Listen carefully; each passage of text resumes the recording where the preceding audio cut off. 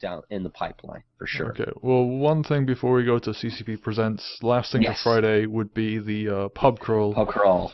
Oh God. Oh my Oh God. Oh, that was so much fun. I honestly would say that the pub crawl was probably the highlight of my just being able to have that camaraderie with all the dusters. And my favorite part, of course, was us beta testing Capture the Flag. That ended up being essentially the story behind it is pretty hilarious. We were doing our thing, walking down, and then a Capsuleer group came out and stole the flag momentarily, and then our guys ran after and got it back. And then Telk went up to Commander Wang's like, "We can't let this stand. There has to be consequences for this." And Commander Wang looks at Telk a little bit and says, "I don't know about this." And then Commander Wang walks over. He gets on the phone. He actually gave us a little bit of intel on where some other flags might be located, specifically flags 1 and flags 4. The Dust group happened to be group 5. So you better hope that Internal Affairs is not listening to this right now, because they find out that CCP gave you an advantage in player versus player pub crawl combat.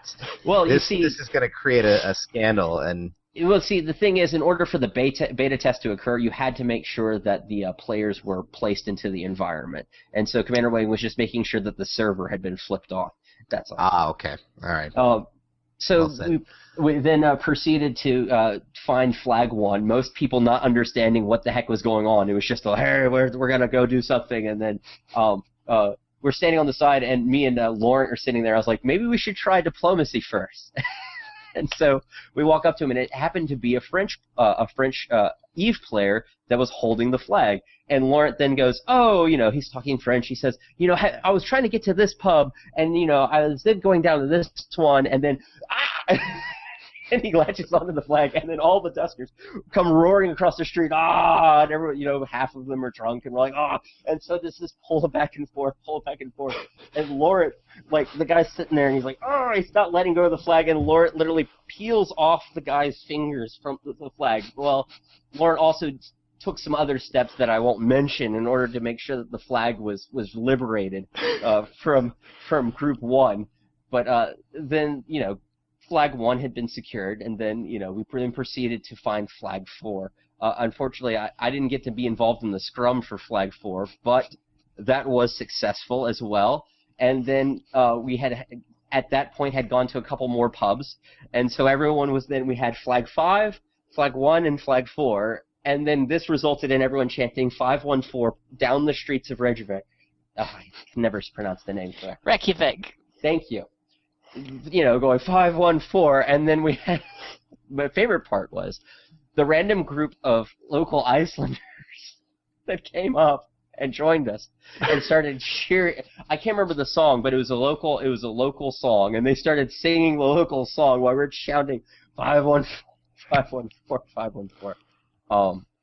I think some of the flags were courteously returned back to their previous owners. I think Jinza, you guys ended up with the number 5 flag. In fact, I can neither confirm nor deny the well,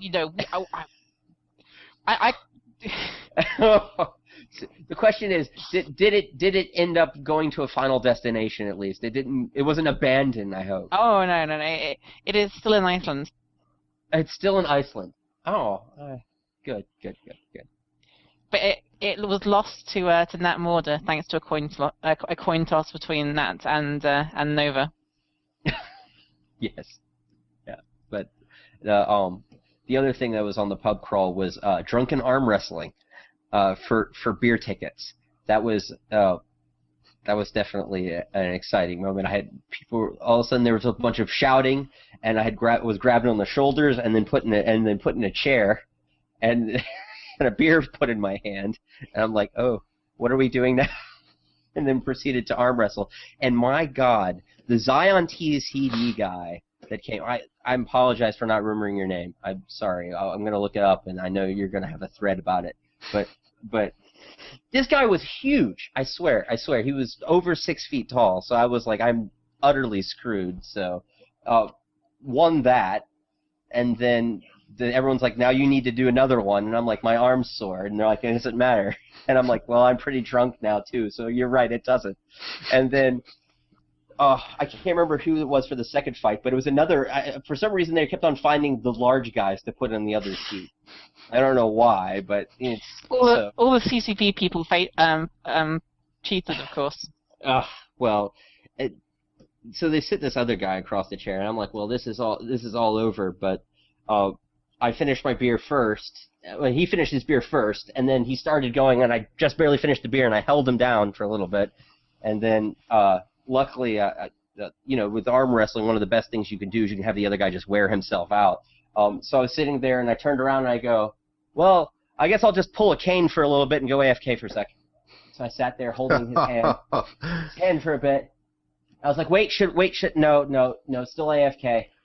All right. And then I turned to the crowd, and I go, well, everyone, do you guys think that the rifle, the assault rifle, should it be nerfed or buffed? Because it's a whole crowd of dusters, of course, everyone thinks of something to their head. They're like, oh, well, I think... And I was like, ah!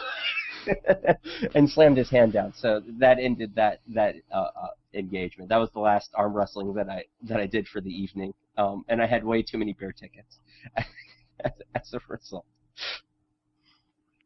I guess the only thing I have to say about that is on the ground we strike harder. Yes! Yes!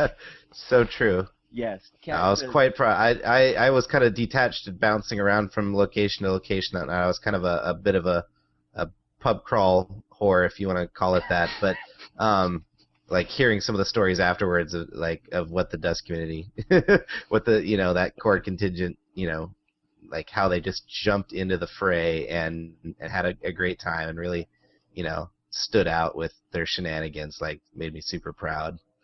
So. It's going to be pretty epic next year, I think. Had fun. Oh yeah, no, I don't think you players have no idea what they're about to walk into. I can't wait for the first person to be blown up by an orbital artillery.